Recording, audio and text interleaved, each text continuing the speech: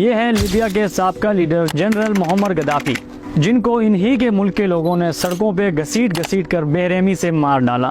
ان کی لاش ایک گٹر کے پائپ سے ملا تھا۔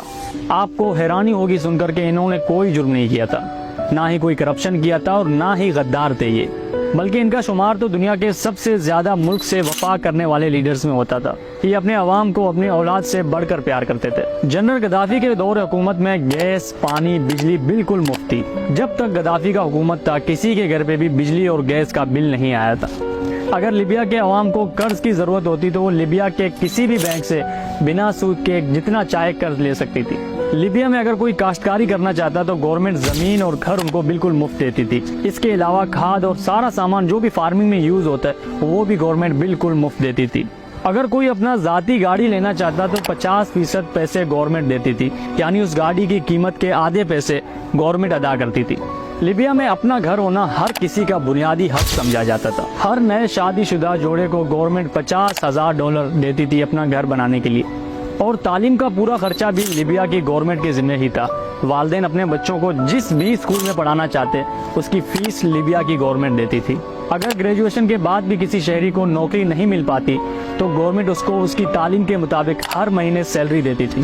باہر ممالک کو تیل بیچ کر گورنمنٹ کو جتنا بھی منافع ہوتا اس کا ایک مخصوص حصہ ہر مہینے ہر شہری کے بینک اکاؤنٹ میں آیا کرتا تھا۔ لیبیا کے لوگوں کا سٹینڈرڈ آف لیونگ آج کل کے ترقی یافتہ ملکوں کے لوگوں سے بھی بڑھ کر تھا، اور جنرل گدافی کو مارنے کے بعد آج لیبیا کسی جہنم سے کم نہیں۔ لیبیا میں بے تحاشا باغی جماعتیں موجود ہیں، ہر طرف قتل و غارت، ہر ٹائم بمباری۔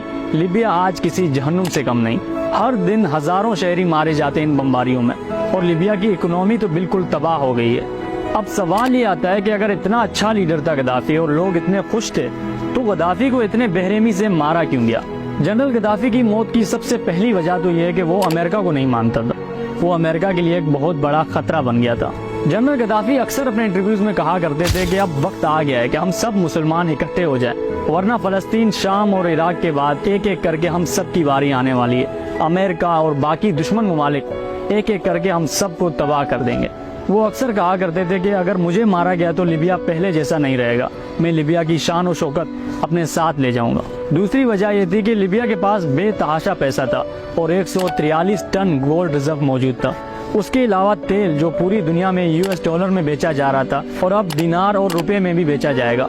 مستقبل میں ان کا ارادہ تھا کہ یہ افریقہ کے اندر ایک گولڈ دینار کی کرنسی لانچ کرتے اور پورے افریقہ کے اندر اسی کرنسی سے ہی سارے ٹریڈز ہوتے، اور پھر آہستہ آہستہ فرانس کے کرنسی کے بجائے سارے ٹریڈز دینار میں ہوتے اور فرانس کا کنٹرول ان ملکوں سے پوری طرح ختم ہو جاتا، اور امریکہ کو یہ ڈر تھا کہ مستقبل میں یہ ہمارے لیے ایک بہت بڑا خطرہ بن سکتا ہے۔ وہ چاہتے تھے کہ کسی طرح یا تو اسے گورنمنٹ سے ہٹا دیا جائے، یعنی اس کا حکومت ختم کیا جائے، یا پھر اسے مار دیا جائے۔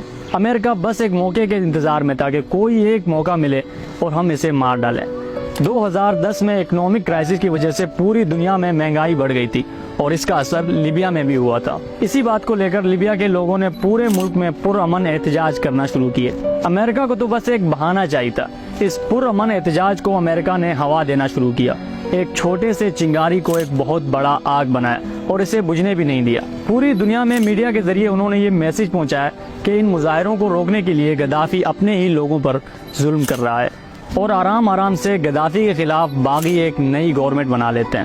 مارچ 2010 کو یورپ اور مڈل ایسٹ کے 10 ملکوں نے لیبیا پر حملہ کیا اور دنیا کو یہ دکھایا کہ ہم لیبیا کے عوام کے مدد کے لیے جا رہے ہیں گدافی کے خلاف۔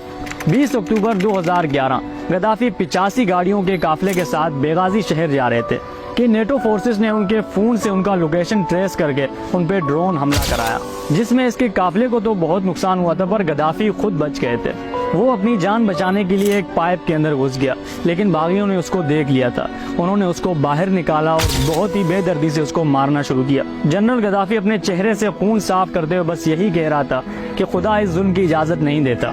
میرے بچوں، تمہیں نہیں پتا کیا صحیح ہے اور کیا غلط، یہ لوگ تمہیں تباہ کرنے کے لیے تمہارا ساتھ دے رہے ہیں۔ لیبیا کے لوگوں نے اس کی بات نہیں سنی اور بے رحمی سے اسے گولی مار کر قتل کیا۔ 2 دن تک اس کے لاش کو فریزر میں رکھا گیا اور پھر دفنا دیا گیا۔ اور آج لیبیا کے لوگوں کو گدافی کی وہ باتیں یاد آتی ہیں کہ جب میں جاؤں گا تو میں یہ لیبیا کی شان و شوکت بھی اپنے ساتھ لے جاؤں گا۔ اور واقعی آج لیبیا رہنے کے قابل ہی نہیں۔ دنیا بھر کے دہشت گرد اور باغی جماعتیں لیبیا میں موجود ہیں۔ لیبیا میں شاید ہی ایسا کوئی خاندان ہو جس نے اپنا کوئی فرد کھویا نہ ہو ان واقعوں میں اور ان دھماکوں میں۔ اور آج لیبیا کے لوگ گدافی کو رو رو کر یاد کرتے ہیں۔ یہ تھا ہمارا آج کا ویڈیو، آئی ہوپ آپ کو پسند آیا۔ میں اور آپ ملیں گے کسی ایک نئے ویڈیو میں، تب تک کے لیے اپنا بہت سارا خیال رکھیں۔ اللہ حافظ۔